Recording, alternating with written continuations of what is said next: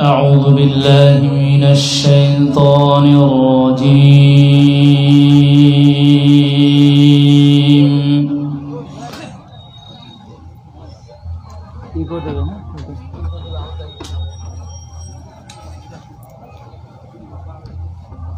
بسم الله الرحمن الرحيم.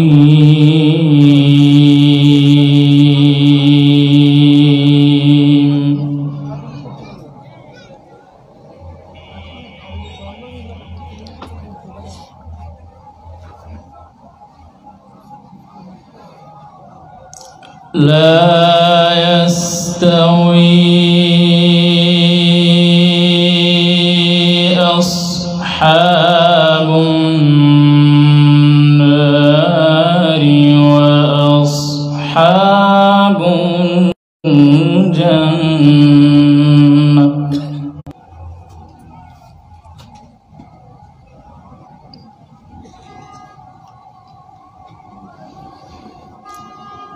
أصحاب الجنة هم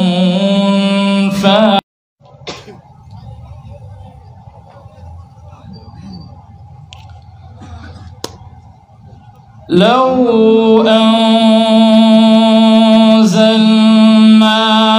هذا القرآن على جبل لرأيته خاشعا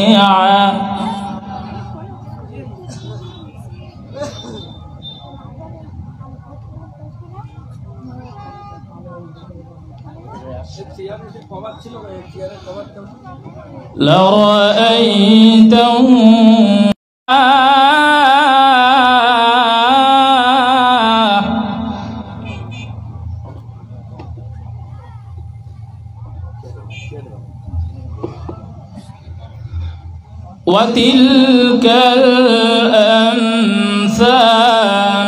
نضربها للناس لعلهم يتفكرون.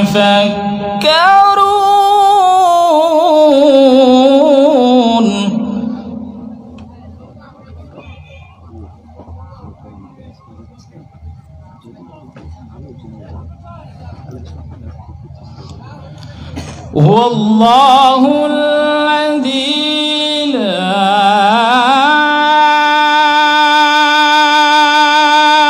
إله إلا هو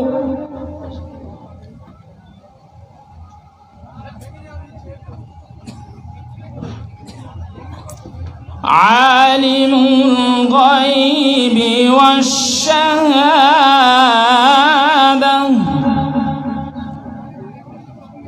هو الرحمن الرحيم.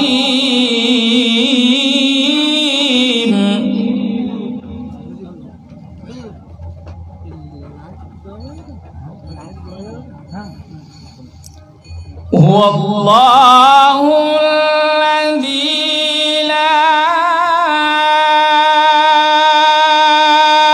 إله إلا هو عالم الغيب والشهادة هو الرحمن الرحيم.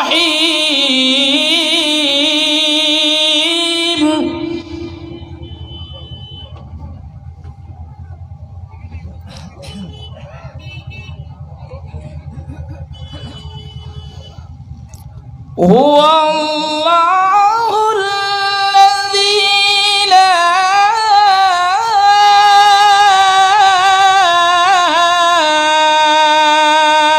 إله إلا هو الملك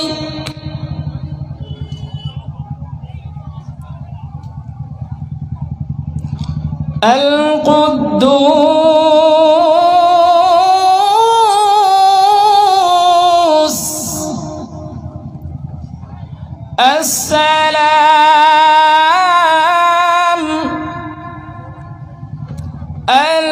المؤمن المهيمن العزيز الجبار المتكبر سبحان الله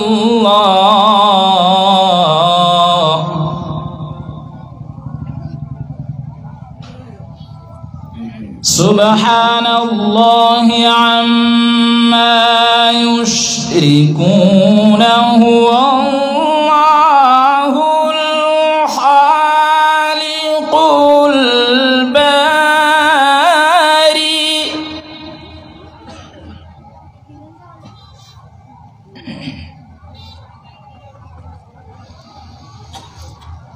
هو الله الخالق البارئ المصور له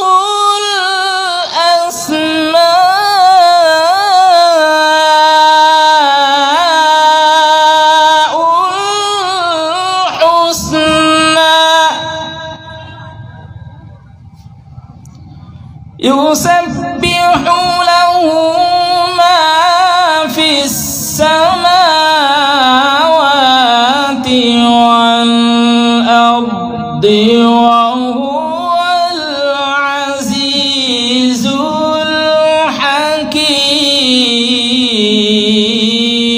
الحكيم صدق الله العظيم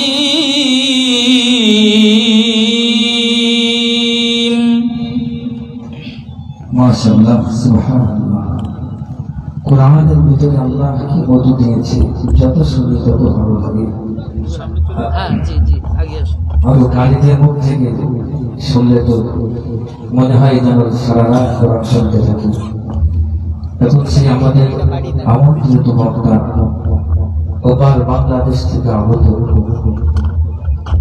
আন্তর্জাতিক খ্যাতিসম্পন্ন বক্তা জনাব হাফিজ কারি মাওলানা খালিদ বিন উসমান সাহেব আপনারা সকলে বসুন আপনারা একটু সকলে বসে যান দাঁড়িয়ে থাকবেন না সকলে বসে যান বাংলাদেশ থেকে আগত বাইরের মেহমান তিনি ইন্ডিয়ায় এসেছেন আমাদের ব্যবহার যদি এরকম খারাপ থাকে তাহলে খারাপ বলবে সেই জন্য আপনারা সকলে চলে আসুন বসে যান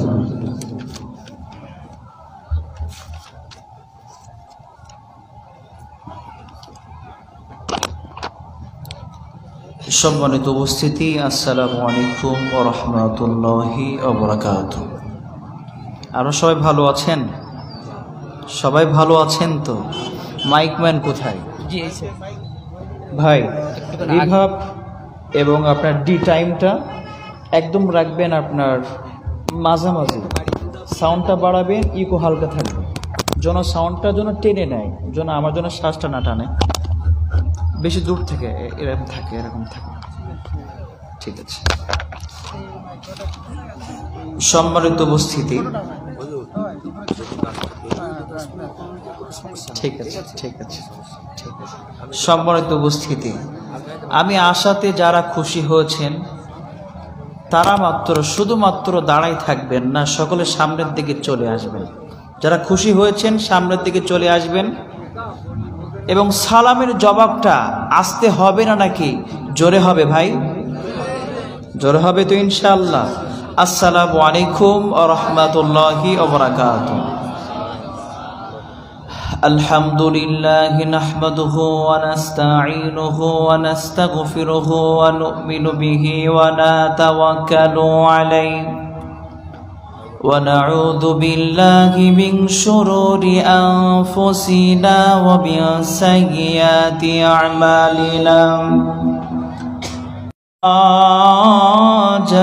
منيرا فقد قال الله تعالى في كلامه المجيد وفرقان الحميد সবাই পড়েন أعوذ بالله من الشيطان الرجيم بسم الله الرحمن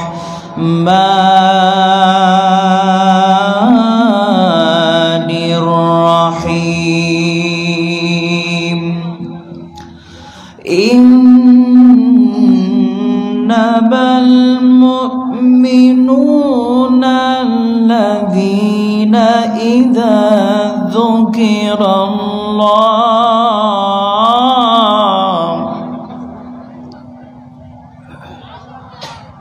وجلت قلوبهم وإذا تليت عليهم آياته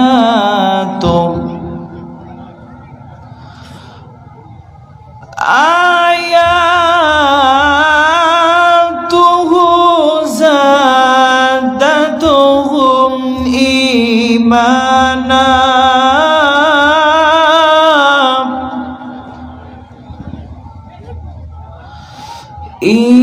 إيمانا وعلى ربهم يتوكلون.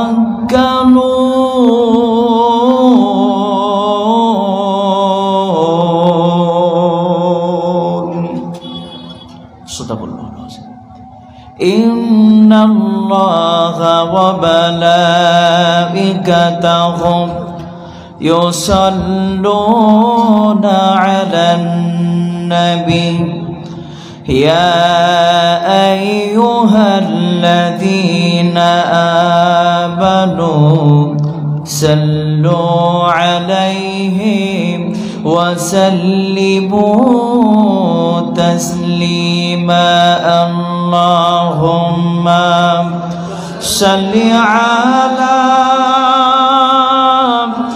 سيدنا مولانا محمد وعلى آل سيدنا مولانا। জীবনে কখনো তুমি মিথ্যা বলনি, তাই তো তোমায় পেতে কাঁদে ধরণি, কাঁদে ধরণি। তোমারি মতন নেতা পেতে, তোমারি মতন নেতা পেতে পৃথিবী আকুল হে রাসূল, হে রাসূল। আল্লাহুম্মা চার ওয়াক্ত করতে বলো,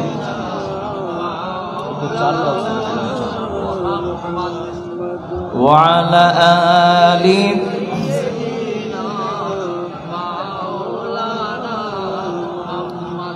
بلغ العلا بكماله كشف الدجى بجماله حسنة جميع خصاله صلوا عليه وآله। মুআজ্জাজ মুহতারিম, সামনে বসা দিনদার মুত্তাকি মুসলমান ভাই ও বাবাজিরা, পদ্মর অন্তরালের আমার সম্মানিতা মা এবং বোনেরা, সকলকে আন্তরিক সালাম, প্রাণ ঢালা সালাম জানাচ্ছি। আসসালামু আলাইকুম ওয়া রাহমাতুল্লাহি ওয়া বারাকাতুহু। আপনারা সবাই কেমন আছেন? সবাই ভালো আছেন? আপনাদের ভালোটা দেখতে পাচ্ছেন না তো? বর্তমান সময়ে সালাম তো নাই, সালামের পরিবর্তে হয়েছে tata, hello, hi, good bye কথা বলেন, ঠিক না? আমার ভাইয়েরা, আমি আশা থেকে আপনারা মনে হচ্ছে খুশি হননি। খুশি হয়েছেন? তাহলে আপনারা তো কোনো কথাই বলছেন না। বাংলাদেশের সামনে মানুষ থাকলে 5 জন থাকলেও তারা জোরে কথা বলে, কিন্তু আপনারা তো কেউ কথা বলছেন না। আমার সাথে কি একটু কথা বলা যাবে ইনশাআল্লাহ? সুবহানাল্লাহ, আলহামদুলিল্লাহ, কথার অ্যান্সার কি করা যাবে ইনশাআল্লাহ? এই দিকের ভাইরা বলতেছে না হুজুরের সাথে কোনো কথা বলবো না। আপনারা কথা বলবেন তো ইনশাআল্লাহ? আমার ভাইরা, সালামের পরিবর্তে আজকে হয়েছে tata, hello, hi, good bye. কথা বলেন ঠিক কিনা? কথা বলেন। সলিবদ্দি সালাম দিচ্ছে আসসালামু আলাইকুম, সালাম দিচ্ছে না, ফোনটা ধরেই বলতেছে হ্যালো। ও বেচারা জীবনে হ্যালো শব্দের অর্থ কি জীবনও জানে না। কথা বলেন ঠিক কিনা? তারপরে সে বলে হ্যালো। বর্তমানে ছেলেমেয়েরা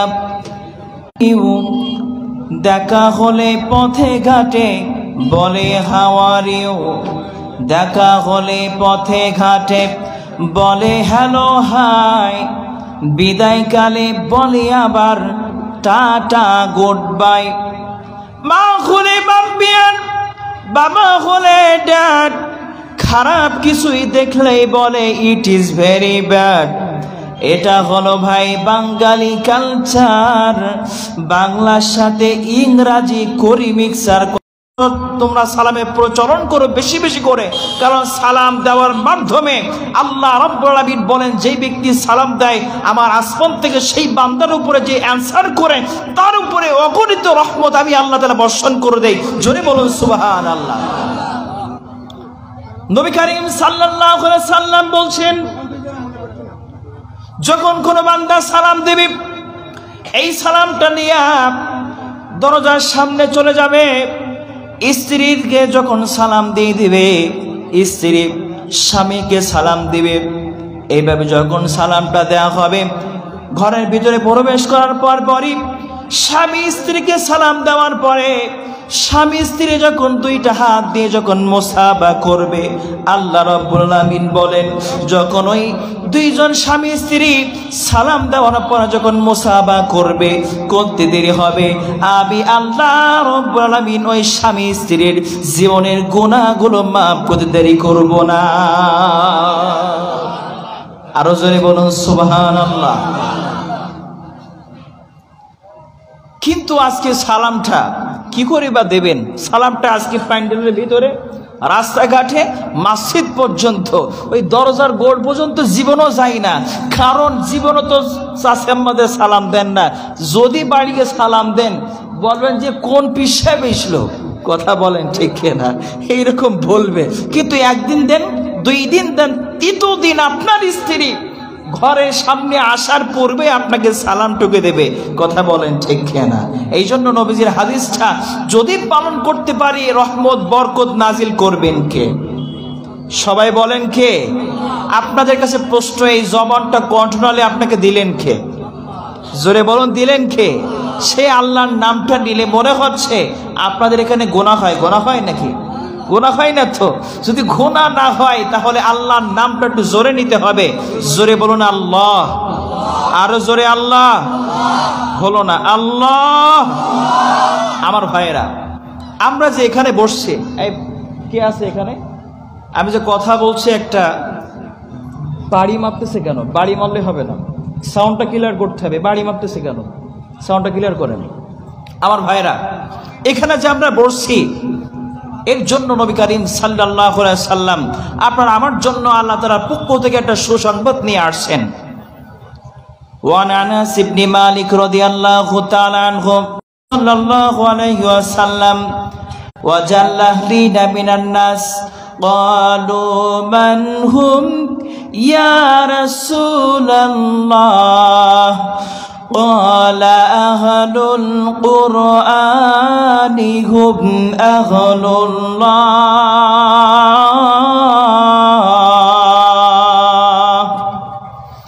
আমার নবীজি সাহাবীদেরকে ডাক দেওয়া হলো। সাহাবীরা নবীজির সামনে চলে আসলেন। আসার পরে নবীজি ডাক দিয়ে বলেন, সাহাবারা শোনো, আল্লাহ রাব্বুল আলামিন আমাকে বললেন পৃথিবীর ভিতরে মানুষ রয়েছে। আল্লাহ তাআলা বললেন, ও সাহাবীরা প্রশ্ন করলেন, ক্বালু মান হুম ইয়া রাসূলুল্লাহ, ইয়া রাসূলুল্লাহ, গে হাবিবাল্লাহ, তারা কারা আপনি বলে দিয়ে দেন। নবীজি ডাক দিয়ে বললেন, তারা হলো ক্বালা আহলুল কুরআনি হুম আহলুল্লাহ। পৃথিবীর জমিনে যারা কোরআন শরীফ তেলাওয়াত করবে, কোরআন নিয়ে যারা জীবন যাপন করবে, কোরআনটা যারা অন্তরের মধ্যে গেঁথে নেবে, কোরআনের মাহফিল যারা শ্রবণ করবে, আল্লাহ রাব্বুল আলামিন বললেন ওই অসংখ্য মানুষদের ভিতরে ওই সমস্ত কোরআন পড়নেওয়ালা মানুষরা হলো আমি আল্লাহ তাআলার আহলভুক্ত। এখন আমরা যারা বসেছি কোরআন শোনার জন্য, আম্মা জান আয়েশার কাছে একজন পথিক চলে আসলো, ও আম্মা জান আয়েশা, আপনার কাছে জানতে চাই, আমার নবীজির চরিত্র জীবনে সম্পর্কে জানতে চাই, নবীজির চরিত্র কেমন ছিল। আম্মা জান আয়েশা ডাক দিয়ে বলে, ওরে পথিক রে, কোরআন পড়তে জানিস কিনা সেইটা আগে বল। পথিক ডাক দিয়ে বললেন, আম্মা জান আয়েশা কোরআন পড়তে পারে, কোরআন সুন্দরভাবে তেলাওয়াত করতে পারে। আম্মা জান আয়েশা ডাক দিয়ে বলে, পথিক ওই গোটা কোরআনটা হলো আমার হাবিবের জীবন চরিত্র। তাহলে কোরআনটা শুনবো, নবীজির চরিত্র সম্পর্কে শুনবো। চরিত্র শুনলে আপনার আমার জীবনটা, এই মর্যাদাটা, সবটা দান করবেন কে? সবাই বলেন কে? সবাই করবে। একটু আগে কিন্তু ছোট্ট একটা জিনিস তেলাওয়াত করেছি, সবাই বলেন তো আমার সাথে, বালাগাল উলা বিকাবালিহি কাশাফাত তুজা বিজামালিহি হাসানাতু জামিউ খিসালিহি সাল্লু আলাইহি ওয়া আলিহি। এইটা কোনো কোরআনের আয়াত নয়, এইটা কোনো হাদিস নয়, এইটা হলো একটা কবিতা।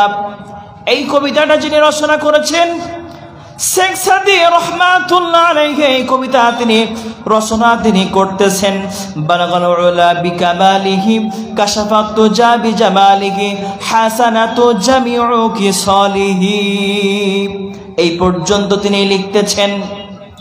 লিখতে নিয়ে কলম ওই পর্যন্ত গিয়ে থেমে গিয়েছে, আর সামনে কলম যায় না। চোখের পানি ছেড়ে দিয়া আল্লাহ তাআলাকে বলছে, রব্বুল আলামিন, এমন একটা মানুষের জন্য আজকে আমি কলমটা ধরে দিয়েছি।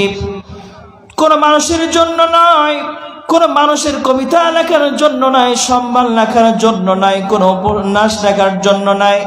আজকে আল্লাহ এমন একটা মানুষের জন্য আজকে আমি কলম ধরেছি, যেই মানুষকে পৃথিবীর মধ্যে তুমি প্রেরণ না করলে আজকে গোটা ধরনের গোটা কুলকানাতকে আল্লাহ তুমি সৃষ্টি করতে না। মুহাম্মাদুর রাসূলুল্লাহ সাল্লাল্লাহু আলাইহি সাল্লামের সম্মান লেখার জন্য আমি কলমটা ধরে দিয়েছি। রব্বুল আলামিন এই কলমটা ধরার পরে এই পর্যন্ত এসে আমি এই কবিতার শেষ লাইনটা আমার মাথায় আসছে না, কলম চোখের পানি ছেড়ে দিয়েছে। আল্লাহ তাআলার কাছে দুইটা হাত তুলে দোয়া করতেছে, রব্বুল আলামিন, হাবিব শেখ সাদীকে আমি এই সম্মান লেখাকে আমি পূরণ করতে পারবো না। কাঁদতে কাঁদতে জায়নামাজের পাটিটা ভিজে গিয়েছে, ওই জায়নামাজের পাটিতে তিনি ঘুমায় পড়েছেন। গভীর রজনী যখন হয়ে গেল, কে যেন আসলো, আসার পরপরই শেখ সাদীকে ডাক দিয়ে বলছে, ও শেখ সাদী রে ওঠো, আর ঘুমায়ও না, আর কেঁদো না, শেখ সাদী রে ওঠো। শেখ সাদী ওঠার পরে যখন তিনি তাকালেন আর বললেন, এমন সুন্দর চেহারার মানুষ আমি জীবনে কখনোই দেখি নাই। শেখ সাদীকে ডাক দিচ্ছে, শেখ সাদী রে, আমাকে চিনতে পেরেছো নাকি? শেখ সাদী বললেন, আপনাকে চিনবো না কেন? আপনার আকৃতি, আপনার সৌন্দর্য দেখে আমি বুঝতে পেরেছি আল্লাহ রব্বুল আলামিন আপনাকে দুনিয়ায় রাসূল করে পাঠাইছেন, আপনি জনাবে মুহাম্মদুর রাসূলুল্লাহ। আমার নবীজি শেখ সাদিকে ডাক দিয়ে বসে, শেখ সাদি রে, আর টেনশন করো না, আর চিন্তা করো না শেখ সাদি, আমি সামনে চলে এসেছি। আমার জন্য শানবান লেখার জন্য তুমি কলম ধরে দিয়েছো, আমি বলি তারপরে তুমি লিখে নিয়ে নাও। সাল্লু আলাইহি ওয়া আলিহি, জিকির করি লা ইলাহা ইল্লাল্লাহ, লাউ ছোট লা ইলাহা ইল্লাল্লাহ মুহাম্মাদুর রাসূলুল্লাহ, লা ইলাহা ইল্লাল্লাহ। সম্মানিত উপস্থিতি, নবীজির শানে শেখ সাদি রহমাতুল্লাহ আলাইহি তিনি কবিতা লিখছেন, শানমান লিখেছেন। তার শেষ লাইনটা মনে নাই, তার সামনে নবীজি দাঁড়াই গিয়েছে শানমানটা শেষ করার জন্য। আর আজকে সেই নবীজির গোটা জীবনী কোরআনটা শোনার জন্য মাদ্রাসার মাহফিলে বসেছি। এখন আপনারা আমার সম্মানটা বাড়াই দিবেন কে? কথা বলছেন না, বাড়াই দিবেন কে? সবাই নবীজির কোরআন থেকে নবীজির জীবনে শোনার জন্য প্রস্তুত আছেন তো ইনশাআল্লাহ? নারায়ে তাকবীর, লিল্লাহি তাকবীর। সম্মানিত উপস্থিতি, দেরি করব না, আলোচনার দিকে আমরা চলে যাব। নবীজির আজকের সমাজের ভিতরে একটা মানুষের পরিপূর্ণ মুমিন হতে গেলে, পরিপূর্ণ মুমিন বান্দা হতে গেলে একটা জিনিসের দরকার আছে। সেই জিনিসটা যদি মানুষের ভিতরে না থাকে, সেই মানুষটা পরিপূর্ণ মুমিন হতে পারে না। সেইটা হলো তাকওয়া। সেটার নাম কি? তাকওয়া। তাকওয়া যদি কোনো মানুষের ভিতরে যদি না থাকে, তাহলে ওই মানুষটা কখনো তাকওয়া অবলম্বন হতে পারবে না। সেই জন্য আজকে তাকওয়া সম্পর্কে আলোচনা আমরা শুনব। আল্লাহ তাআলা বলছেন সূরাতুল হুজুরাত। কোন সূরা? সূরাতুল হুজুরাত। কথা বলতে হবে কোন সূরা? সূরা হুজুরাত। এই সূরাটা আল্লাহ তাআলা সিরিয়াল নাম্বার দিয়েছেন 49, অর্থাৎ বাংলায় 49 নাম্বার সিরিয়ালে আল্লাহ তাআলা এই সূরাটা দিয়েছেন। এই সূরার 13 নম্বর আয়াতের ভিতরে আল্লাহ তাআলা যাদের ভিতরে তাকওয়া থাকবে, তাকওয়া সম্পর্কে আল্লাহ তাআলা বলে দিয়েছেন, ইন্না আকরামাকুম ইনদাল্লাহি আতাকাকুম ইন্নাল্লাহা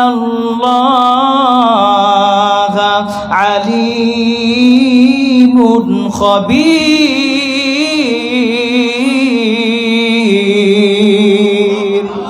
আল্লাহ রাব্বুল আলামিন ডাক দিয়ে বলেন, ও আমার পৃথিবীর মানুষরা শোনো, তোমাদের মধ্যে সবচেয়ে তারা আমার কাছে সবচেয়ে সম্মানিত ব্যক্তি। আমি আল্লাহ তাআলার কাছে সবচেয়ে মর্যাদাবান, সবচেয়ে আমি আল্লাহ তাআলার কাছে পছন্দনীয় ব্যক্তি হলো ইতাকাকুম, যারা তাকওয়া অবলম্বন করে। এই তাকওয়া শব্দের অর্থ তাফসীর গণনা তারা সুন্দরভাবে লিখে দিয়েছেন। তাকওয়া শব্দের অর্থ হলো খোদা ভীতি, আল্লাহ ভীতি। যারা আল্লাহ তাআলাকে বেশি ভয় করে, আল্লাহ তাআলাকে বেশি কাঁদে, আল্লাহ তাআলাকে পাওয়ার জন্য তিনি কাজ করে। আল্লাহ রাব্বুল আলামিন ডাক দিয়ে বলেছেন, যারা পৃথিবীর ভিতরে আমি আল্লাহ তাআলাকে বেশি বেশি ভয় করবে, যারা তাকওয়া অবলম্বন করবে, আমি আল্লাহ রাব্বুল আলামিন জানাই দিয়েছি তারা হলো আমার কাছে সবচেয়ে সম্মানীয় ব্যক্তি। এখন আমরা বুঝতে পারলাম কোরআনের আয়াত থেকে তাকওয়া শব্দের অর্থ হলো খোদা ভীতি। আল্লাহ তাআলা ডিরেক্টলি বললেন, যারা আমি আল্লাহকে বেশি ভয় করে, আমি আল্লাহ বলে দিলাম তারা হলো তাকওয়াবান। জোরে বলুন সুবহানাল্লাহ। এখন প্রশ্ন হলো, আল্লাহ তাআলাকে পৃথিবীর ভিতরে যেহেতু আল্লাহ স্পেসিফিক ভাবে সুন্দরভাবে বলছেন, যারা আল্লাহ তাআলাকে বেশি ভয় করে তারা তাকওয়াবান। পৃথিবীর ভিতরে কারা আল্লাহ তাআলাকে বেশি ভয় করে সেইটা জানার দরকার আছে না নাই? বলেন, জানার দরকার আছে না নাই? কারা আল্লাহ তাআলাকে বেশি ভয় করে এইটা দুনিয়ার কোন কিতাব থেকে জানবো না, সরাসরি আসমানি কিতাব থেকে জানবো। রাজি আছেন তো ইনশাআল্লাহ? কোরআন এবং হাদিসের বাইরে একটা কোনো কথা হবে না। রাজি আছেন তো ইনশাআল্লাহ? নারায়ে তাকবীর। আল্লাহ তাআলা বলছেন সূরাতুত তাওবা। কোন সূরা? কথা বলতে হবে কোন সূরা? আমার ভাইরা কথা বলতে হবে কোন সূরা? সূরাতুত তাওবা। এই সূরার 111 নম্বর আয়াতের ভিতরে আল্লাহ তাআলা বলছেন, ইয়া আইয়ুহাল্লাযীনা আমানুত্তাকুল্লাহ ওয়া কুনু মা'আস সাদিকিন। আল্লাহ রাব্বুল আলামিন ডাক দিয়ে বলেন, ইয়া আইয়ুহাল্লাযীনা আমানু, ওই যারা ঈমান এনেছো, যারা ঈমানের দাবি করেছো, ইত্তাকুল্লাহ, সর্বপ্রথমে ঈমান আনার পরে তোমরা আমি আল্লাহ তাআলাকে বেশি বেশি তোমাদেরকে ভয় করা লাগবে। আল্লাহ তাআলা বললেন, এই আয়াতের ভিতরে আল্লাহ তাআলা ঈমানদারদেরকে ডাক দেয়া দুইটা কথা বলে দিয়েছেন। এক নাম্বার হলো ইত্তাকুল্লাহ, আল্লাহ তাআলাকে বেশি ভয় করতে হবে। দ্বিতীয় নাম্বার বললেন ওয়া কুনু মা'আস সাদিকিন।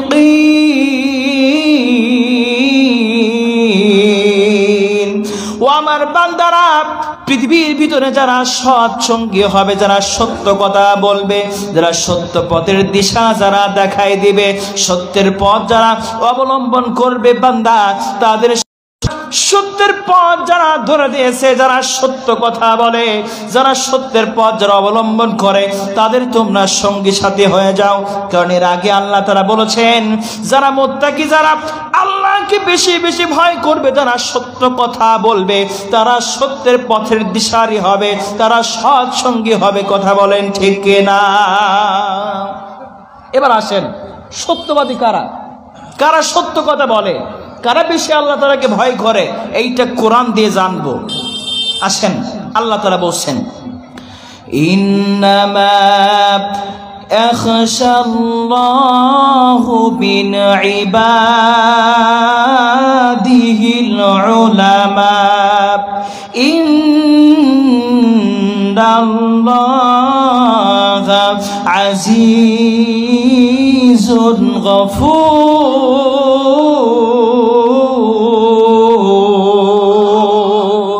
আল্লাহ রাব্বুল আলামিন ডাক দিয়ে বলেন, ও আমার বান্দারা, তোমরা শুনে নাও, পৃথিবীর জমিনে ওই সমস্ত বান্দারা যারা শুধুমাত্র আমাকে যারা বেশি বেশি ভয় করে, যারা মুত্তাকি, তাদের সম্পর্কে আমি আল্লাহ তাআলা বলি, আমি পৃথিবীর মধ্যে আমার আসমানি গ্রন্থ আমি নাজিল করে দিয়ে দিয়েছি।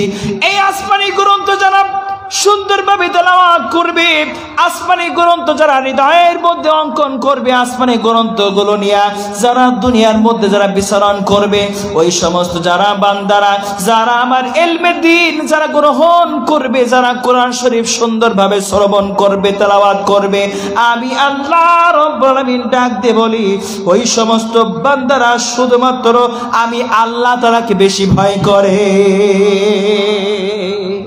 জোরে বলুন সুবহানাল্লাহ। স্পষ্ট কোরআন থেকে কথা। আল্লাহ তাআলাকে যারা বেশি ভয় করে, যারা কোরআন শরীফ পড়ে, যারা কোরআন শরীফ তেলাওয়াত করে, যারা কোরআন অনুযায়ী জীবন গঠন করে, কোরআন যারা অন্বেষণ করে, এই ইলমটা যারা অর্জন করে, আল্লাহ বললেন শুধু তারা ছাড়া আমি আল্লাহ তাআলাকে আর কোন মানুষ ভয় করতে পারে না। কথা বলেন ঠিক কিনা? আর সেই আল্লাহকে ভয় করার জন্য আজকে দ্বীনি প্রতিষ্ঠানে ইন্তজাম করা হয়েছে। কথা বলেন ঠিক কিনা? আল্লাহকে ভয় করবেন। আপনার গার্জিয়ান যদি মানুষ আপনার আদব যদি না শেখায়, আপনি কি আদববান হতে পারবেন? সেই আল্লাহকে ভয় করার জন্য, সেই কারিগর শিক্ষা করার জন্য আজকে এই কোরআনের মাদ্রাসার মাহফিলটা আজকে দেওয়া হয়েছে, কোরআনের ইন্তজাম করা হয়েছে, কোরআনের মাদ্রাসা আজকে প্রতিষ্ঠানটা স্থাপন করার জন্য কিছু আজকে বিল্ডিংটা করার জন্য কিছু কথাবার্তা আপনাদের সামনে হবে। আমরা দোয়া করি আল্লাহ যেন এইখানে কোরআনের মাদ্রাসা যেন প্রতিষ্ঠিত হওয়ার তৌফিক দান করেন। আপনারা চান না? যারা চান একটু আল্লাহুম্মা আমিন বলেন তো। আল্লাহুম্মা আমিন। আমার ভাইরা, এবার আসেন, আল্লাহ তাআলা বলছেন যারা কোরআন শোনে তারা তো আমাকে ভয় করে, কিন্তু তাদের জন্য আমি আল্লাহ তাআলাকে একটু তো প্রতিদান দেওয়া দরকার আছে না নাই? জোরে বলুন আছে না নাই? আল্লাহ বলছে যারা আমাকে ভয় করবে তাকে আমি একটু প্রতিদান দিতে চাই। কি প্রতিদান দিতে চান? সূরাতুন নাহল। কোন সূরা? একটু জোরে বলুন কোন সূরা? আমার কথা বোঝা যাচ্ছে? সূরা নাহল। এই সূরার 118 নম্বর আয়াত, 118 নম্বর আয়াতের ভিতরে আল্লাহ তাআলা বলছেন, ইন্নাল্লাহা মা'আল্লাযীনা ইত্তাকাও ওয়াল্লাযীনা হুম মুহসিনুন।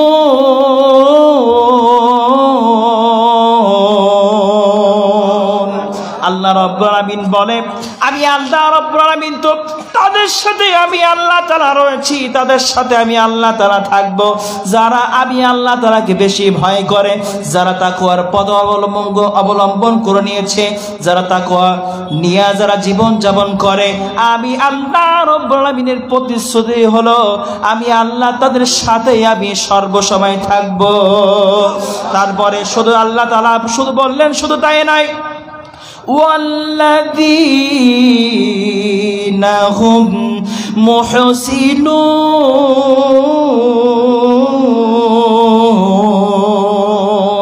আল্লাহ তাআলা বলেন, যারা তাকওয়া অবলম্বন করে, ইহসান সহকারে যারা আমার পৃথিবীতে অবলম্বন করতে পারবে, আমল করতে পারবে, যারা দিন যাপন করতে পারবে আমলের মাধ্যমে, আমি আল্লাহ রাব্বুল আলামিন বলি ওই সমস্ত তাকওয়াবান, ওই সমস্ত খোদাভীতি লোকজনদের জন্য তাদের সামনে পিছনে শেল্টার দেওয়ার জন্য আমি আল্লাহ রাব্বুল আলামিন তাদের সাথেই সর্বসময় রয়েছি। আল্লাহ যদি আপনার সাথে থাকে, ওই বান্দার স্থান তার জাহান্নামে হবে না জান্নাতে হবে? এই জোরে বলেন, জান্নাতে নাকি জাহান্নামে হবে?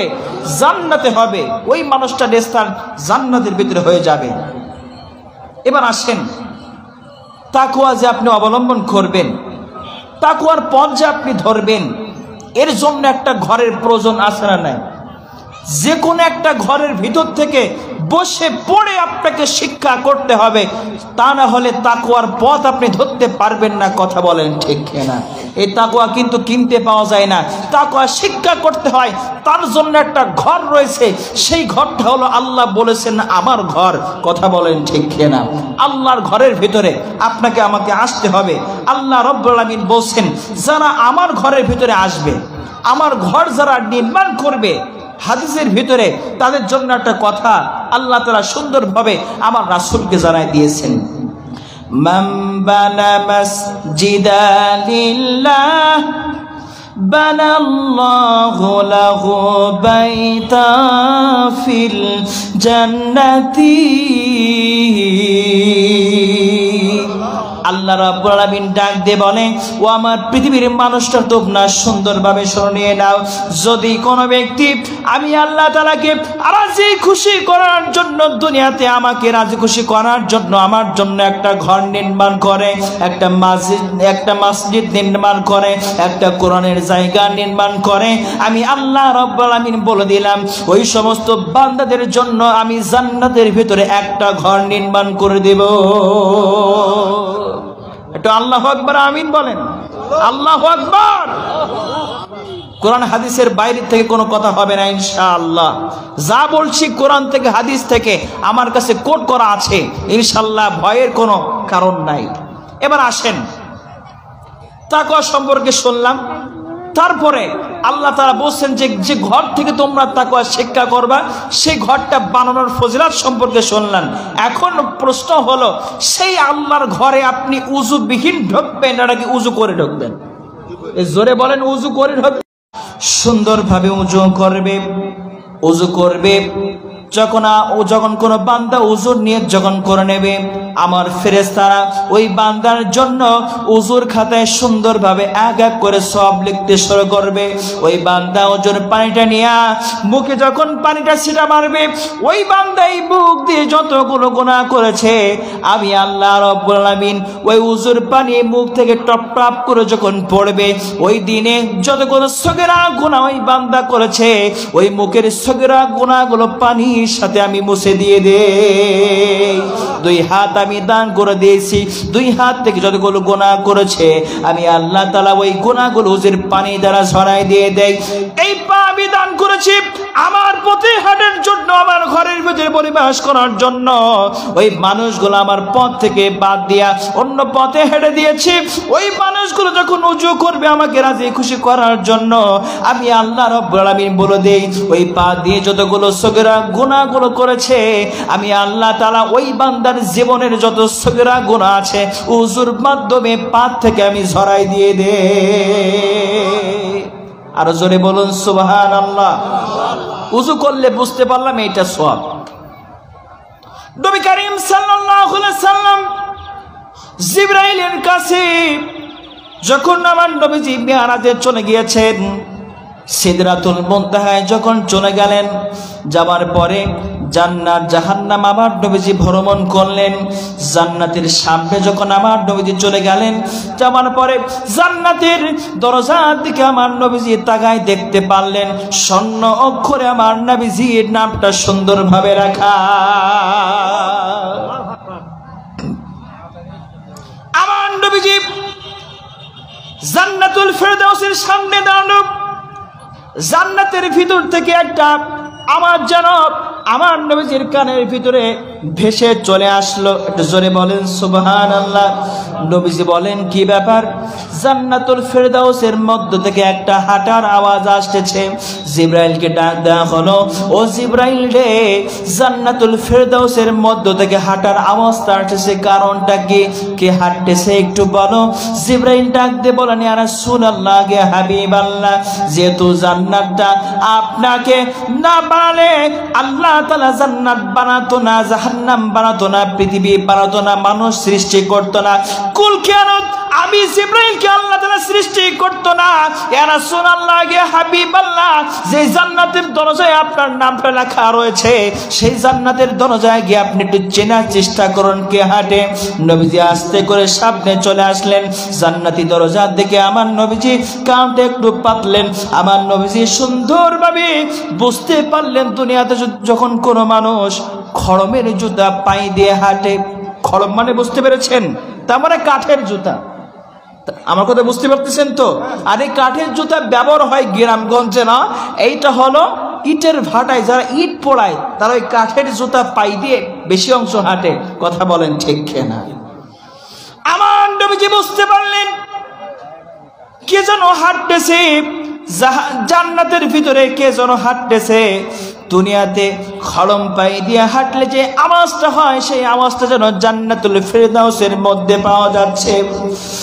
আল্লাহ রাব্বুল আলামিনকে বলা হলো, রব্বুল আলামিন জান্নাতের ভিতরে হাঁটতেছে, হাঁটার আওয়াজটা আমার বড় পরিচিত, বড় চিনা লাগতেছে। আল্লাহ রাব্বুল আলামিন ডাক দিয়ে বলে, ও হাবিব, কেন আপনি চিনতে পারবেন না? এইটা হলো আপনার সাহাবী বিলালের হাঁটার আওয়াজ।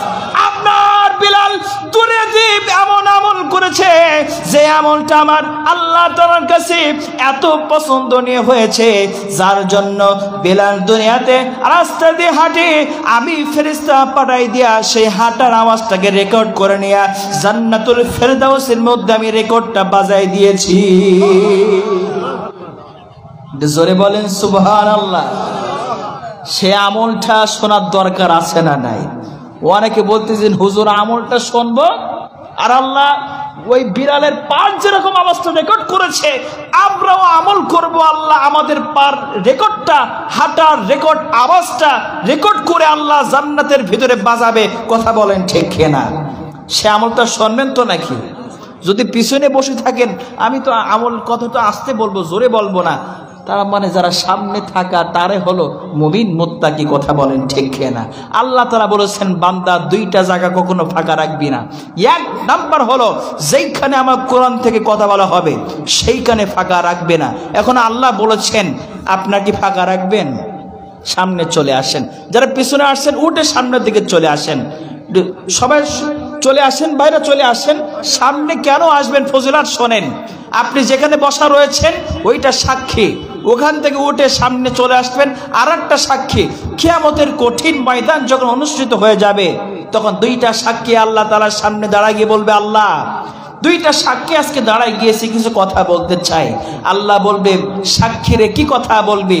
তখন সাক্ষীটাকে বলবে আল্লাহ অমুক বান্দাকে তুমি জাহান্নামে পাঠাচ্ছ আল্লাহ, আমি সাক্ষী কখনো আমি বরদাস্ত করতে পারছি না, ওই মানুষকে যত সময় পর্যন্ত জাহান্নাম থেকে বাহির করে জান্নাতে না দিবা আমি সাক্ষী তোমার সামনের থেকে নড়বো না। জোরে বলুন সুবহানাল্লাহ। তখন বলবে আল্লাহ অমুক জায়গায় কোরআনের মাহফিলে বসেছিল, সামনে অগণ জায়গা ছিল ফাঁকা, ওই বান্দা কোরআনের কথা কোরআনের হকটা নষ্ট না করে ওখান থেকে উঠে ফাঁকা জায়গা পূরণ করেছে। এই দুইটা সাক্ষী যেখানে বসে আসছেন ফাঁকা জায়গা আসছেন, দুইটা সাক্ষী আল্লাহ তাআলার সামনে দাঁড়ায় গিয়ে বলবে আল্লাহ একে জান্নাত দেওয়া লাগবে। জোরে বলুন সুবহানাল্লাহ। একটু জিকির করি লা ইলাহা। পিছনে ভাইরা একটু সামনে আগে আসেন, আসেন না শিখে সামনে চলে আসেন, আমি খুব বেশি আপনাদেরকে কষ্ট দিব না, সামনে চলে আসেন। লা ইলাহা সুবহানাল্লাহ ওয়ালহামদুলিল্লাহ লা ইলাহা ইল্লাল্লাহ সুবহানাল্লাহ ওয়ালহামদুলিল্লাহ লা ইলাহা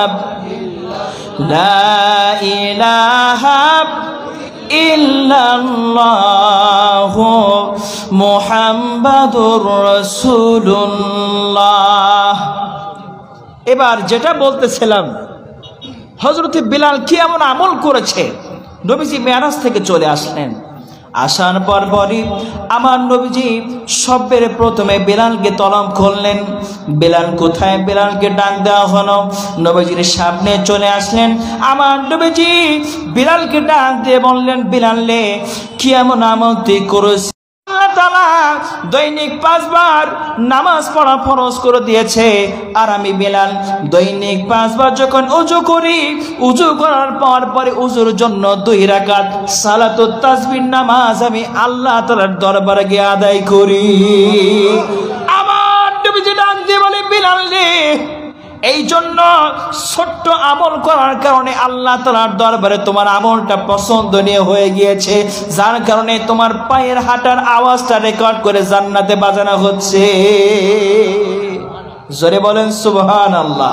তাহলে জান্নাতের আওয়াজটা পাঠানো হচ্ছে ছোট্ট আমল করার জন্য। আজকে যখন আমরা আমল করি, আজকে উযু করার পরে যদি নামাজটা সুন্দরভাবে আদায় করি, আল্লাহ তাআলা বিলালের মতো তার পায়ের হাঁটার আওয়াজটা রেকর্ড করে আমাদেরও রেকর্ড করে জান্নাতে কি বাজাতে পারেন না? জোরে বলুন পারেন তো নাকি? এই বিশ্বাস তো নেই। এখন অনেকে বলবে হুজুর কার কথা বলতেছেন? সাহাবীদের জীবনের আমল আর আমাদের জীবনের আমল এ কি এক করা যায়? কিন্তু তারাও ছিল রক্তের মাংসের মানুষ, আমরা হলো রক্তে মাংসে মানুষ। কিসের এত পার্থক্য? কোনো পার্থক্য নাই। নবীজি বলেছেন 2টা জিনিস রেখে দিয়ে যাচ্ছি, কোরআন এবং হাদিস আঁকড়ে ধরবা, জীবনে পথভ্রষ্ট হবে না। 2টা জিনিস আঁকড়ে ধরে আমার সামনে আসলে আমি রাসূল হাউজে কাউসারের পানি পান করে তোমাদেরকে জান্নাত পর্যন্ত পৌঁছে দেব। জোরে বলুন সুবহানাল্লাহ। আসেন ওযু সম্পর্কে শুনতেছিলাম। আল্লাহ রাব্বুল আলামিন ডাক দিয়ে বলেন যদি কোনো বান্দা আমাকে রাজি খুশি করার জন্য যদি সুন্দরভাবে ওযু করে, ওযু করার পরে ওই বান্দাটা নামাজ আদায় করার জন্য রওনা হয়ে যায় এবং মসজিদের ভিতরে প্রবেশ করে, আমার ঘরের ভিতরে প্রবেশ করে, আমার ঘরের ভিতরে প্রবেশ করার পরে যারা রুকু সেজদা করে তাদের সাথে দাঁড়ায় নামাজটা সুন্দরভাবে আদায় করে, আমি আল্লাহ রাব্বুল আলামিন বলি ওই বান্দার জীবনের গুনাহ খাতাগুলো আমি আল্লাহ তাআলা মাফ করে দেই। তাহলে ওযুটা শুনলাম। এরপরে বলেন আল্লাহ রাব্বুল আলামিন বললেন পৃথিবীতে যারা আমার ঘর নির্মাণ করবে, আমার ঘরের ভিতরে যারা প্রবেশ করবে, আল্লাহ রাব্বুল আলামিন বললেন আমি আল্লাহ তাআলা তাদের জন্য প্রতিশ্রুতি দিয়ে দিচ্ছি 3টা। আমি আল্লাহ রাব্বুল আলামিন তাদেরকে 3 জায়গায় আমি আল্লাহ তাআলার নিরাপদের অবস্থান দান করে দেব। আল্লাহ তাআলা প্রতিশ্রুতি দিয়েছেন যারা আল্লাহর ঘর পৃথিবীতে নির্মাণ করবে, আল্লাহ তাআলা বলেছেন তাদের 3টা নিরাপত্তা দান করবেন কে? 3টা নিরাপত্তা দান করবেন কে? আরে জোরে বলেন কে? আল্লাহ নিরাপত্তা দান করবেন। সেই নিরাপত্তার ভিতরে কারা কারা ঢুকতে চান, থাকতে চান 2 হাত তুলে আল্লাহকে দেখাই দেন। যারা হাত তুলবেন না তারা কিন্তু নিরাপদের ভিতরে থাকবেন না। নারায়ে তাকবীর, নারায়ে তাকবীর। অনেকে হাত একটুখান তুলি, হুজুর হাত ব্যথা করবেন, খুব বেশি সময় রাখার দরকার নেই, একটুখান তুলি পারা, তারপরেও আল্লাহর নিরাপত্তার ভিতরে হালকা ঢুকে আবার বাহির হতে যাচ্ছে, এই জন্য হাতটা ঢোকাচ্ছে না। আমার ভাইরা, 1 নম্বর নিরাপত্তা। আল্লাহ রাব্বুল আলামিন ডাক দিয়ে বলেন, পৃথিবীতে ওই সমস্ত বান্দারা যারা আমি আল্লাহ তাআলাকে রাজি খুশি করার জন্য, আমি আল্লাহ তাআলাকে রাজি খুশি করার জন্য যারা আমার ঘরের ভিতরে প্রবেশ করবে, আমি আল্লাহ রাব্বুল আলামিন ডাক দিয়ে বললাম, ওই সমস্ত বান্দাদের জন্য আমি আল্লাহ তাআলা জিম্মাদার হয়ে যাব। শুধু জিম্মাদার আমি আল্লাহ হব না, ওই বান্দার মৃত্যু হবার সঙ্গে সঙ্গে আমি আল্লাহ রাব্বুল আলামিন জান্নাতুল ফেরদাউসের ভিতরে ঘাট ধরে সুন্দরভাবে আমি ঢোকায় দিয়ে দিব। আল্লাহ তাআলা বললেন, শুধু তাই না, ওই বান্দা যখন আমার ঘরের মধ্যে প্রবেশ করার পর যদি তার হায়াত থাকে, তার জন্য আমি আল্লাহ তাআলা নেকি বরাদ্দ করে তার জানমালটা সুন্দরভাবে হেফাজত করে আমি আল্লাহ রাব্বুল আলামিন তার বাড়ি পর্যন্ত নিরাপদে আমি পৌঁছে দিব। দ্বিতীয় নম্বরে রব্বুল আলামিন বললেন, পৃথিবীতে যারা জিহাদের জন্য বাহির হয়ে যাবে, আমার দিন কায়েম করার জন্য রাস্তা বাহির করবে, ওই সমস্ত বান্দা যখন আমাকে রাজি খুশি করার জন্য, আমার দিনটাকে প্রতিষ্ঠিত করার জন্য, আমার ধর্মটা মানুষের কাছে পৌঁছে দেওয়ার জন্য, আমার গুণগান করার জন্য ওই সমস্ত মানুষগুলো যখন বাইরে হয়ে যাবে, কাজগুলো যখন শুরু করে দিবে, আমি আল্লাহ রাব্বুল আলামিন বলে দিলাম, ওই সমস্ত বান্দাদের জন্য প্রতিশ্রুতি হলো আমি আল্লাহ রাব্বুল আলামিন তাদের জন্য নিজেই জিম্মাদার হয়ে যাব। শুধু তাই না, তাদের জন্য জান্নাত বরাদ্দ রেখে দিয়েছি, এবং যদি তাদের জীবনটা পৃথিবীতে থাকে, যদি তার জান মালটাকে হেফাজত করে নিরাপদে তার বাড়ির মধ্যে পৌঁছাই দিব। তৃতীয় নম্বরে রব্বুল আলামিন বললেন, ওই সমস্ত বান্দারা যারা সালামটাকে নিয়ে নিজের বাড়ির দোরগোড়ায় চলে আসবে এবং স্বামী স্ত্রীকে সালাম দিবে, আমি আল্লাহ রাব্বুল আলামিন বলে দিলাম, ওই সমস্ত স্বামী স্ত্রীদের জন্য আমি আল্লাহ তাআলা জিম্মাদার হয়ে যাব। আমার কথা বুঝতে পেরেছেন? এখান থেকে উঠে বাড়িতে তো যাবেন ইনশাআল্লাহ, বাড়ি যাবেন না? বাড়ি কি যদি সালাম দিয়ে বাড়িতে ঢুকতে পারেন, আল্লাহ তাআলা বলবে, যেই বান্দা সালাম দিয়ে তার ঘরের মধ্যে ঢুকবে, ওই ঘরের মধ্যে যারাই থাকবে আমি আল্লাহ তাআলা তাদের জন্য জিম্মাদার হয়ে যাব। শুধু জিম্মাদার না, সালাম দেবে, সালামের উত্তর দেবে, রহমত বরকত নাজিল করতে থাকবো। আর যেই মুসাফা করবে, ওদের জীবনে, দুটোর জীবনে যত গুনাহ আছে সব গুনাহগুলো আল্লাহ ডিলিট করে ওদের ভিতরে মোহাব্বত আল্লাহ তাআলা পয়দা করে দিয়ে দেয়। আরে জোরে বলুন সুবহানাল্লাহ। তাহলে ভালো করে বুঝতে হবে, কিন্তু যারা মুমিন মুত্তাকি বান্দা, তারা আল্লাহ তাআলার ঘরটা পৃথিবীতে স্থাপন করবে।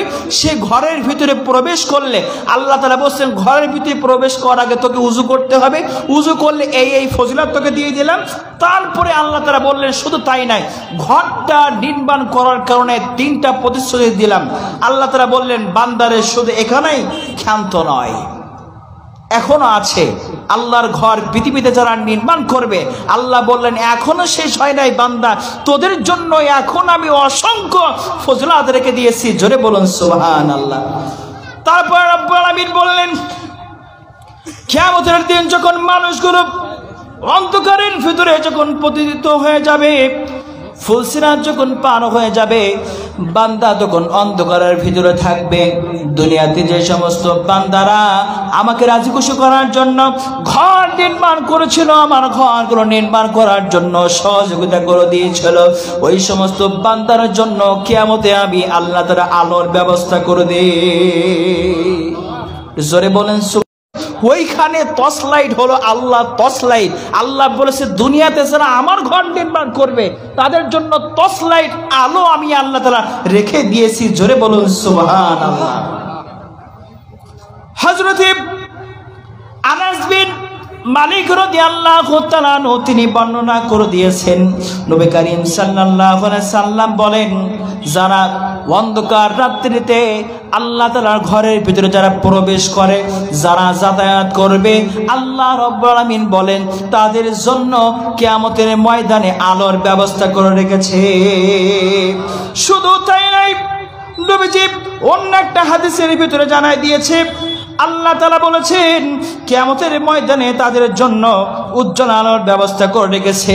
যারা অন্ধকার রাতের ভিতরে মসজিদের ভিতরে প্রবেশ করবে, আল্লাহর কোরআনের ঘরের ভিতরে যারা প্রবেশ করবে, কোরআন যারা তেলাওয়াত করবে, আল্লাহ রাব্বুল আলামিন ডাক দিয়ে বলেন ওই সমস্ত মানুষদেরকে পুলসিরাত পার হওয়ার জন্য কোনো রকম কষ্ট হবে না। ভালো করে বুঝতে হবে, টপিক কিন্তু একটাই, পৃথিবীতে আল্লাহর ঘর স্থাপন করা এবং তাতে যারা সহযোগিতা করবে তাদের জন্য অসংখ্য ফজিলত রেখেছে, এখনো শেষ হয় নাই। আল্লাহ রাব্বুল আলামিন বলেন যারা আমার ঘরটা নির্মাণ করবে, আমার ঘরটা নির্মাণ করার জন্য যারা সহযোগিতা করবে, বান্দা শোনো, তাদের জন্য আমি কি রেখেছি শোনো।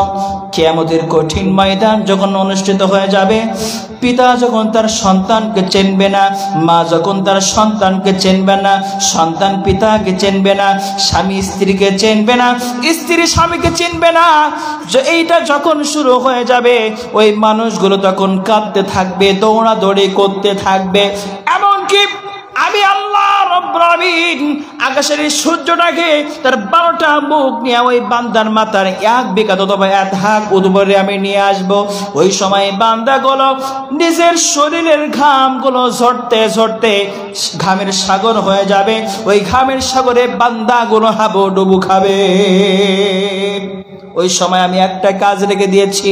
আপনাদের কাছে প্রশ্ন আমার হলো, এত লক্ষ লক্ষ কোটি কোটি দূরের ভিতরে সূর্য রয়েছে, তার একটা মুখ নিয়ে এত কোটি কোটি দূর থেকে আপনাকে তাপ দিচ্ছে, আপনি ওই রোদের নিচে 1 মিনিট দাঁড়াবার মতো ক্ষমতা আপনার নাই।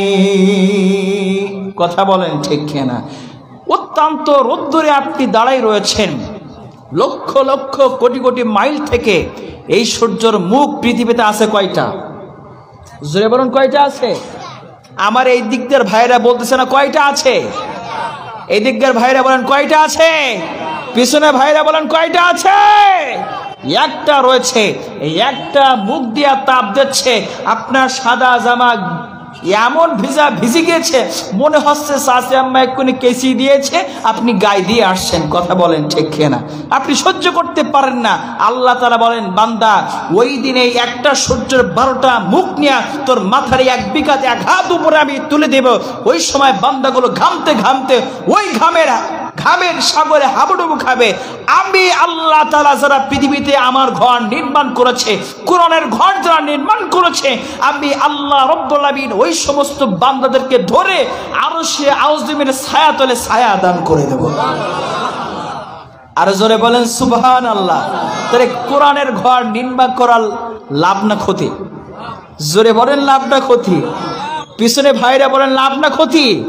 যদি লাভ ক্ষতি হয়ে থাকে, যদি লাভটা হয়ে থাকে, আল্লাহ তাআলা বারবারই বলেন, বান্দা কোরআনের মাজলিসে ফাঁকা রাখিস না। আর আল্লাহ তাআলা বলছেন যারা আমার কথা অস্বীকার করবে, আল্লাহ তাআলা বলছেন তাদের জন্য আসমানের দরজা আমি খুলবো না, তাদেরকে জান্নাতে আমি পাঠাবো না তত সময় পর্যন্ত, যত সময় একটা সুজের মধ্য দিয়া একটা উট গমন না করতে পারবে, তত সময় পর্যন্ত আমি বান্দাকে জান্নাতে পাঠাবো না। জোরে বলুন নাউজুবিল্লাহ। কন্ডিশন হলো আল্লাহর একটা কথাকে যে ও অমান্য করবে। আল্লাহ বারবারই বললেন, ওয়াইদা কুরিয়াল কুরআনু ফাসতামিউ লাহু ওয়া আসিতু লাআল্লাকুম তুরহামুন।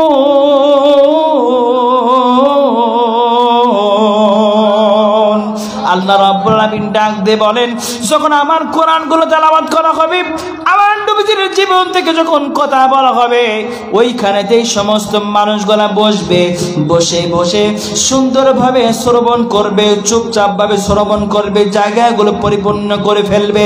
আল্লাহ রাব্বুল আলামিন বলেন, ওই সমস্ত বান্দাদের জন্য আমি একটা পুরস্কার রেখে দিয়েছি। লাআল্লাকুম তুরহামুন। ওই সমস্ত বান্দাদের জন্য আমি আল্লাহ তাআলা আসমান থেকে রহমতের বারিধারা বর্ষণ করতে থাকি। শুধু তাই নয়, আমার ফেরেশতারা জান্নাতুল ফেরদৌসের ভিতরে ঢুকবে, ঢোকার পরে সেখান থেকে রহমতের চাদরটা নেবে, রেশমি রোমালটা নেবে, চতুর্দিক থেকে তাদেরকে বেষ্টন করে রাখবে এবং আমার ফেরেশতারা ওই সমস্ত বান্দাদেরকে সুন্দরভাবে ক্যামেরা বন্দি করে ফেলবে, ভিডিও করে রাখবে।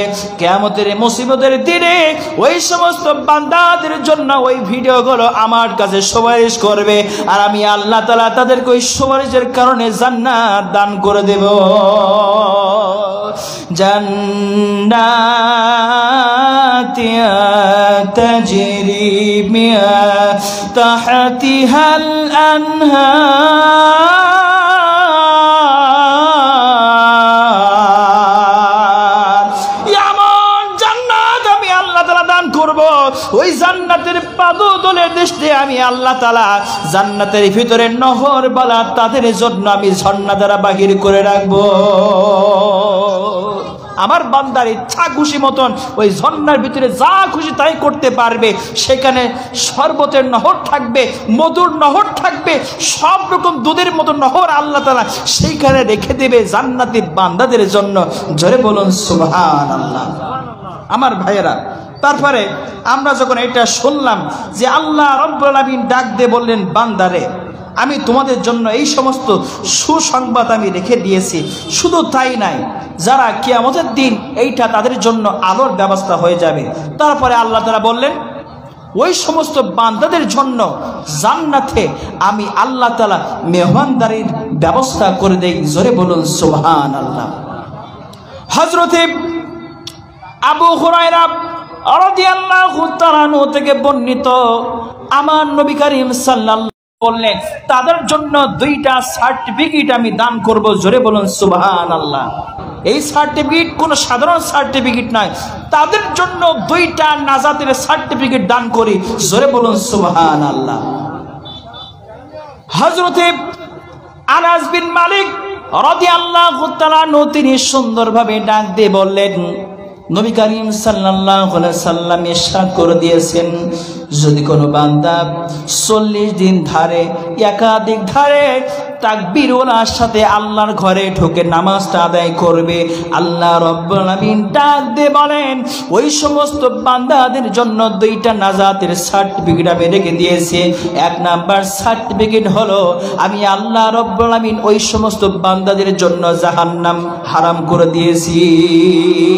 শুধু তাই নয়, দ্বিতীয় নাম্বার সার্টিফিকেট আমি দান করে দিয়েছি, ইন্নাল মুনাফিকিনা ফিদ দারকিল আসফালি মিনান নার।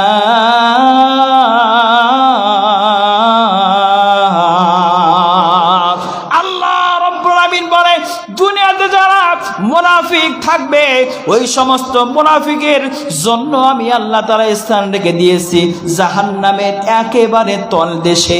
ওই সমস্ত যারা মুনাফিক থাকবে, যারা 40 দিন যাবত একাধারে তাকবীর ওয়ালার সাথে জামাতে আমার ঘরে প্রবেশ করবে, নামাজটা আদায় করবে, আল্লাহ রাব্বুল আলামিন বললেন তাদের জন্য দ্বিতীয় নাম্বার নাজাতের সার্টিফিকেট হলো তাদেরকে আমি মুনাফিকের খাতা থেকে নামটা কেটে দিব।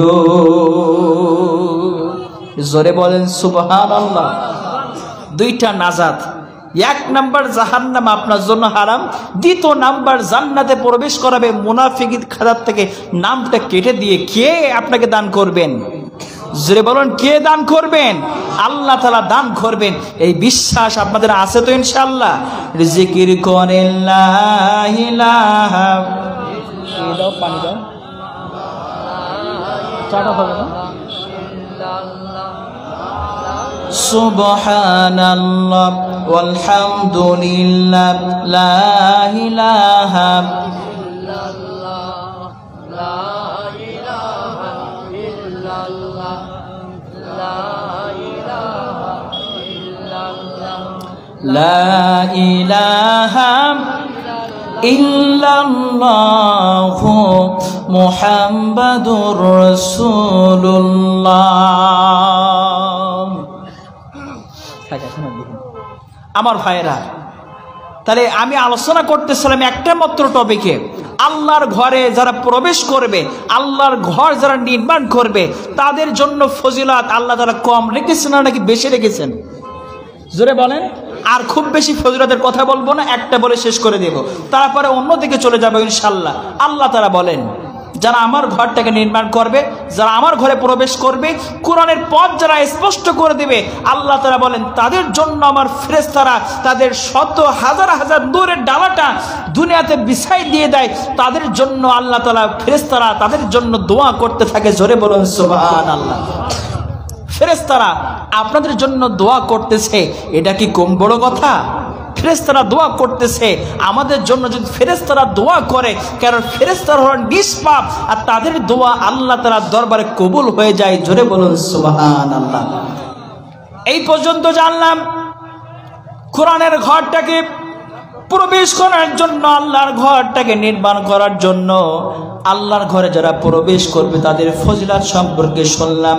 আল্লাহর ঘরের ভিতরে উজুর নিয়াতে যারা ঢুকবে তাদের জন্য ফজিলত সম্পর্কে শুনলাম। এখন আসেন, আল্লাহ তাআলা বললেন আমার ঘরটা তো নির্মাণ করলে বান্দারে, কিন্তু আমার ঘরে তোদের মাথা নস্তকটাকে নোয়াইতে হবে। এই জন্য আল্লাহ তাআলা বলে দিলেন, ইন্নামা ওয়ালিয়ুকুমুল্লাহু ওয়া রাসূলুহু ওয়াল্লাযীনা আমানুল্লাযীনা ইউকিমুনাস সালাত ওয়া ইউতুনাজ যাকাতা ওয়া হুম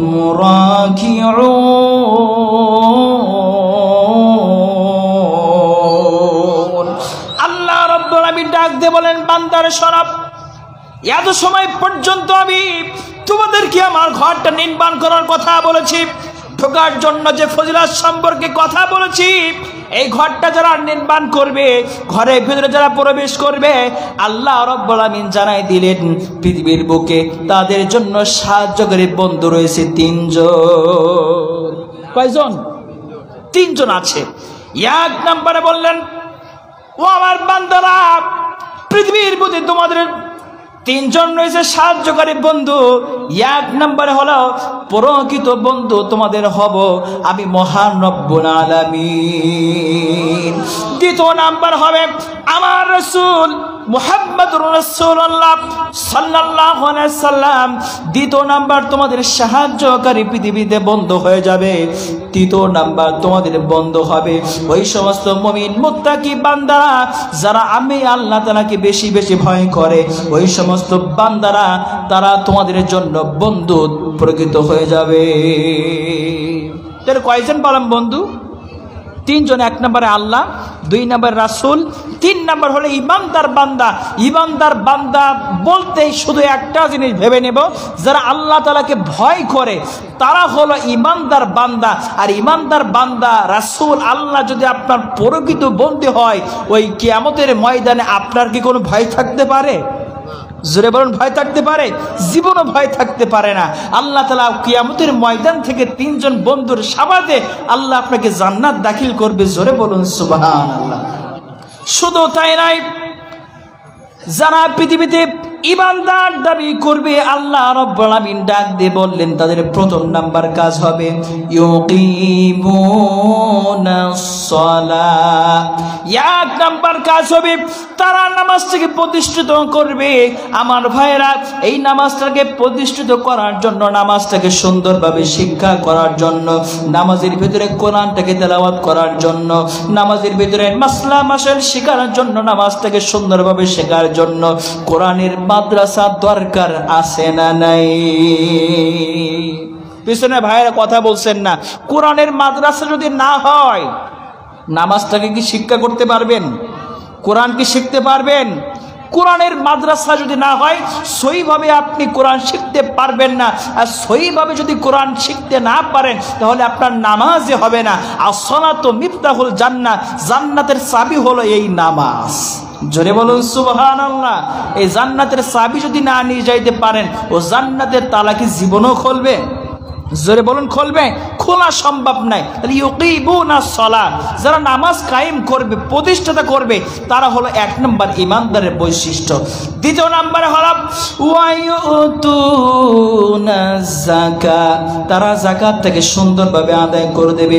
তৃতীয় নাম্বার হলো ওই সমস্ত মুমিন মুত্তাকিদের কাজ হলো ওয়াহুম রাকিউন, তারা আমি আল্লাহ তাআলাকে ভয় করে তারা তাদের মাথাগুলো আমি আল্লাহ তাআলার দরবারে তারা সুন্দরভাবে সিজদায় অবনীত হয়ে যায়। জোরে বলুন সুবহানাল্লাহ। আল্লাহ তাআলা বলছেন ইমানদারের 1 নম্বর কাজ তারা নামাজ প্রতিষ্ঠা করবে। দ্বিতীয় নম্বর কাজ হলো ওয়ায়ুতুনা যাকাত, তারা যাকাতটাকে আদায় করবে। তৃতীয় নম্বর কাজ হলো ওয়াহুম রাকিউন, তারা তাদের মাথা নতকটা শুধুমাত্র আল্লাহর ভয়ে। কার ভয়ে? দুনিয়ার কোন মানুষের ভয়ে না তো। জোরে বলেন কার ভয়ে? আল্লাহর ভয়ে। আল্লাহ তাআলার সামনে তাদের মাথাটা নত করবে, তারাই হলো মুমিন মুত্তাকি, খোদা ভীতি, আল্লাহ ভীতি। কথা বলেন ঠিক কি না? হযরতে আবু বকর সিদ্দিক রাদিয়াল্লাহু তাআলা আনহু এই আয়াতটাকে অনুসরণ করার পরে তিনি কাবা শরীফের সামনে চলে গেলেন, বাইতুল্লাহর সামনে চলে গেলেন। যাওয়ার পরই তিনি আল্লাহ তাআলার দরবারে সিজদায় তিনি পড়ে গিয়েছেন। সুন্দরভাবে তিনি নামাজ আদায় করতেছেন।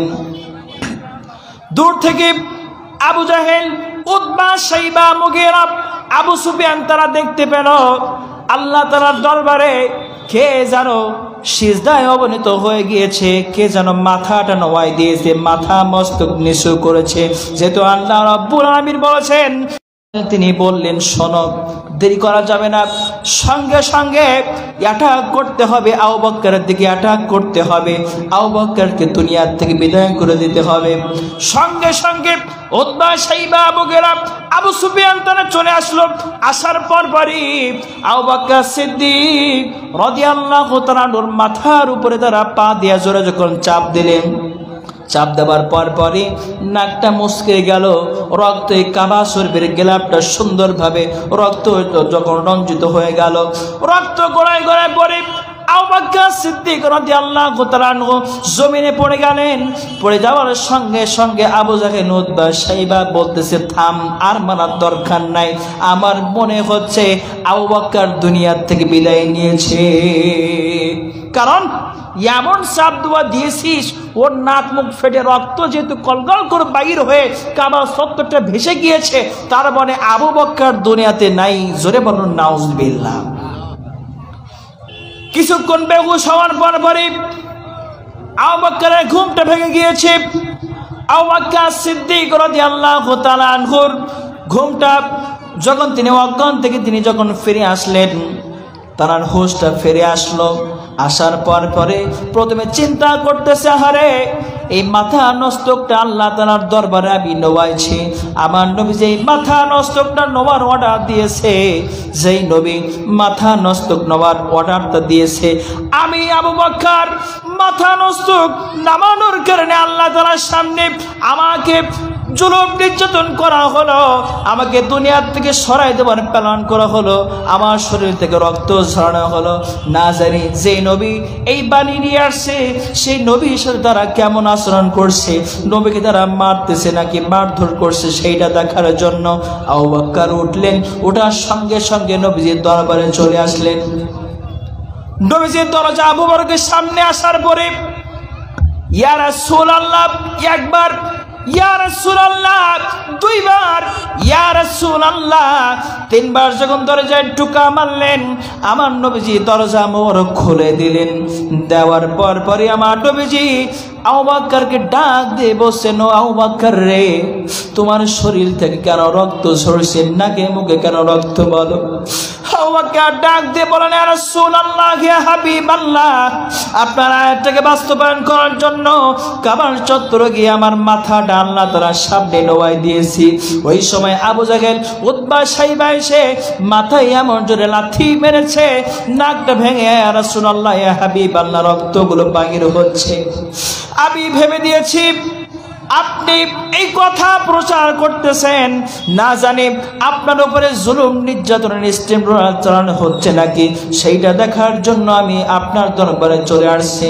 নবীজি চোখের পানি ছেড়ে দিয়েছে, আবু বকর এত কষ্ট তুমি পেয়েছ, তারপরে আমি রাসূল ঠিক আছি নাকি, আমি রাসূলকে তারা আঘাত করেছে নাকি সেইটা দেখার জন্য তুমি চলে আসছো।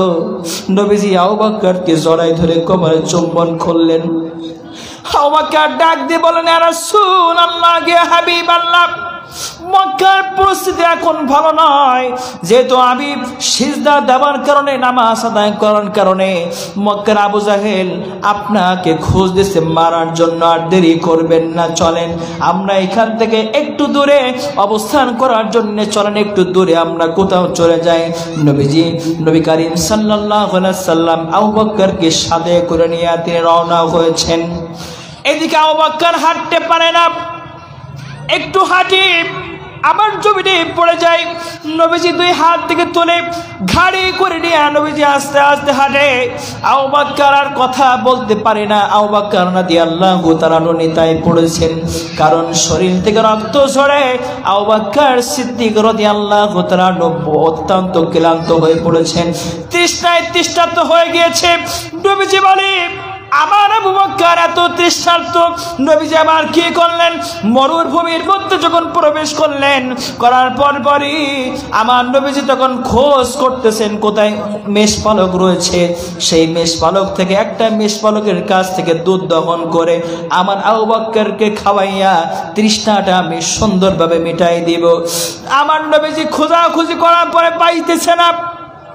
নবীজি বলতেছেন, আহারে আমার বন্ধু ছোট্টবেলার খেলার সাথী আমার আবু বকর আমার সামনে তৃষ্ণার্ত অবস্থায় দুনিয়ার থেকে বিদায় নেবে, রক্ত শূন্য হয়ে বিদায় নেবে। আমি নবী বরদাস্ত করতে পারবো না, আমি নবী বরদাস্ত করতে পারবো না। কোনো মতে আবু বকরকে নিয়ে সামনের দিকে অগ্রসর হচ্ছে।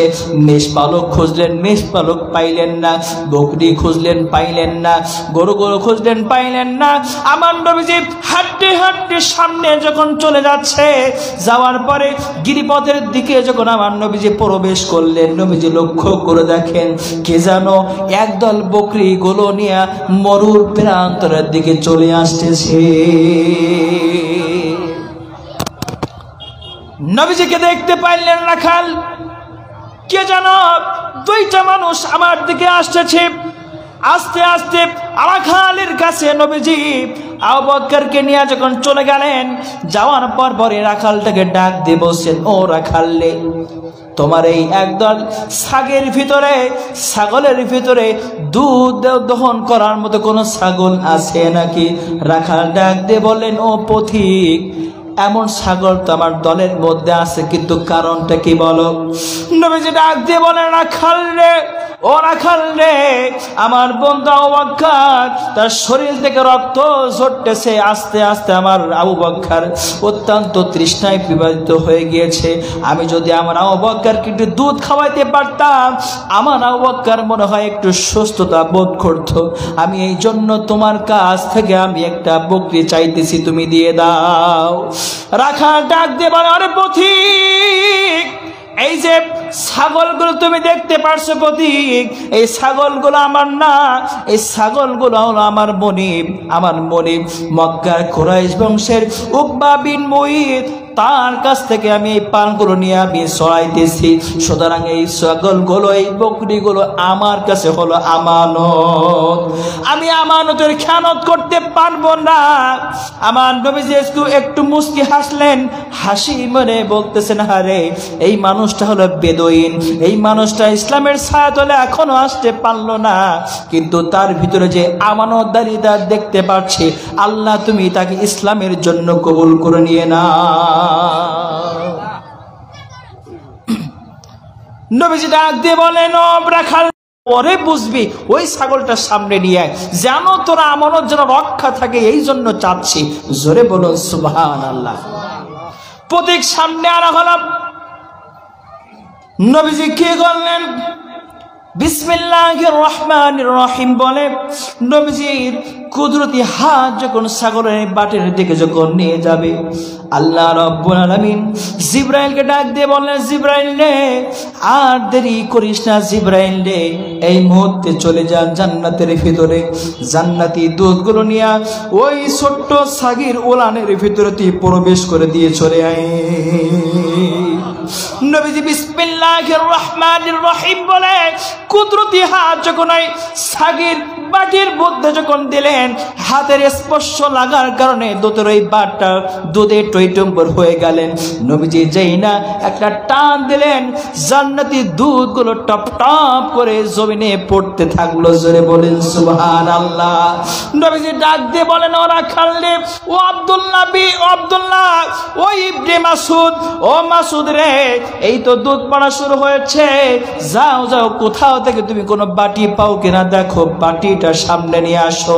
আব্দুল্লাহ ইবনে মাসুদ রাদিয়াল্লাহু তাআলা তিনি কি করলেন, দ্রুত দৌড়ে গিয়া একটা পেয়ালা নিয়ে আসলো।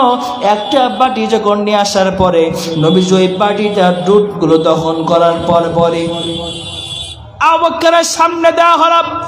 বন্ধুরে রক্ত শুদ্ধ তুমি হয়ে গিয়েছো, নাক ফেটে রক্ত পড়তে পড়তে তুমি দুর্বল হয়ে গিয়েছো। বন্ধু তোমার সামনে দুধ নিয়ে আসছি, এই দুধগুলো তুমি পরিতৃপ্ত ভাবে তুমি পান করো। আবু বকর সিদ্দিক রাদিয়াল্লাহু তাআলা আনহু দুধের বাটিটা ধরে ঠোঁটের কাছে লাগাইয়া এমন পিপাসা লেগেছে, এমন দুধ তিনি পান করেছেন। আবু বকর বলেন, ইয়া রাসূলুল্লাহ, ইয়া হাবিবাল্লাহ, আজও পর্যন্ত এমন স্বাদ, এমন দুধের স্বাদ আমি পাই নাই। আজও পর্যন্ত এমন তৃপ্তি ভরে আমি দুধ কখনো আমি আবু বকর পান করি নাই। কিন্তু আশ্চর্য হয়ে যাচ্ছি, পরিপূর্ণ তৃপ্তি সহকারে আমি দুধ পান করলাম। ইয়া রাসূলুল্লাহ, ইয়া হাবিবাল্লাহ, প্রশ্ন হলো এই বাটির থেকে এক ফোঁটাও দুধ কেন কমলো না? নবীজি বললেন, আবু বকর দুধ খাওয়া হয়েছে নাকি, আর খাবে নাকি? আবু বকর বললেন, ইয়া রাসূলুল্লাহ, ইয়া হাবিবাল্লাহ, দুধ পান করবো আর পেটের ভিতরে জায়গা নাই। আমার নবীজি দুধের বাটিটা নেওয়ার পরে রাখালকে ডাক দেব, সো রাখাল রে তুমি একটু খাবার কি? জোরে বলো সুবহানাল্লাহ। রাখাল বলছেন, দিলে একটু খাইতাম। জোরে বলুন আল্লাহু আকবার।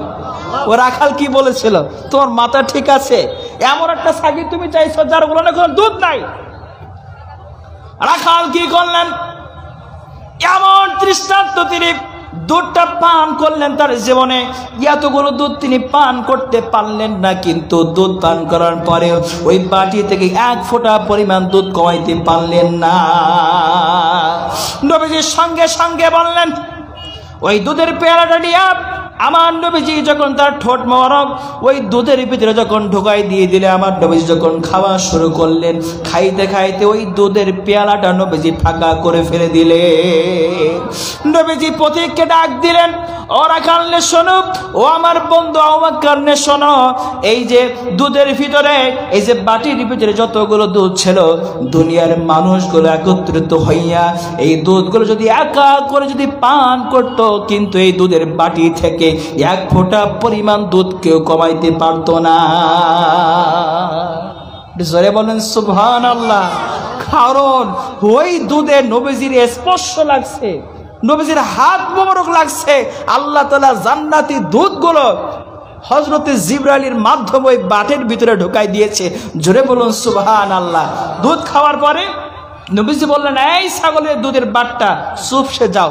সঙ্গে সঙ্গে নবীজির কথার সাথে সাথে ওই বাটটা চুপসে গেল। জোরে বলুন সুবহানাল্লাহ। ওরা খাল, এই নাও তোমার ছাগি। নবীজি আবু বকর নিয়ে এবার হাঁটতে হাঁটতে যাচ্ছে। রাখাল দৌড়ে এসে বলছে, ও পথিক, তুমি যে এই যে ছাগলের তুমি ধরে যে দুধ কি একটা মন্ত্র বলে বিড়বিড় করে তুমি পাঠ করে তুমি দুধ দহন করেছ, ওই মন্ত্র আমাকে শিখাই না দেওয়া পর্যন্ত আমি রাখাল তোমাকে ছাড়বো না। জোরে বলুন সুবহানাল্লাহ। আমি রাখাল তোমাকে ছাড়বো না। নবীজি বললেন, প্রতিজ্ঞা শোনো, এই মন্ত্র শিখতে হলে ইসলামের ছায়া তলে তোমাকে আসা লাগবে। এই মন্ত্র শিখতে হলে ইসলামের ছায়াতলে আসা লাগবে। পথিক তখন ডাক দিয়ে বলল, রাখাল ডাক দিয়ে বলল, পথিক রে, তোমার চেহারার সাথে তোমার কথার সাথে মক্কার কুরাইশ বংশে থাকাকালীন আমি একটা কথা শুনেছি, মক্কার কুরাইশ বংশে একজন নবীর নাকি আবির্ভাব ঘটেছে। সে সুন্দর সুন্দর কথা বলে, সুন্দর চেহারা, তার নাকি অনেক মুজিজা আছে, তার নাম হলো মুহাম্মদ। আমার মনের মধ্যে প্রশ্ন জাগছে, তুমি কি সেই মুহাম্মদ? আমার নবীজি ডাক দিয়ে বলেন, ও আব্দুল্লাহ ইবনে মাসউদ রে, আমি হলো সেই মক্কার কুরাইশ বংশে আল্লাহর কাছ থেকে এসেছি, আমি হলো সেই নবী মুহাম্মদ। সঙ্গে সঙ্গে বললেন, শোনো মুহাম্মদ, আর এই বেদুইনের জীবন আমি আর গ্রহণ করতে চাই না। হাতটা বাড়াই দিলাম, কালিমা পড়াই দাও, লা ইলাহা ইল্লাল্লাহু মুহাম্মাদুর রাসূলুল্লাহ, লা ইলাহা। সামনের দিকে আগায় আসেন, অনেকে ভাইরা দাঁড়ায় আছে, সামনের দিকে আগায় আসেন। লা ইলাহা, জোরে লা ইলাহা, সুবহানাল্লাহ ওয়ালহামদুলিল্লাহ, লা ইলাহা।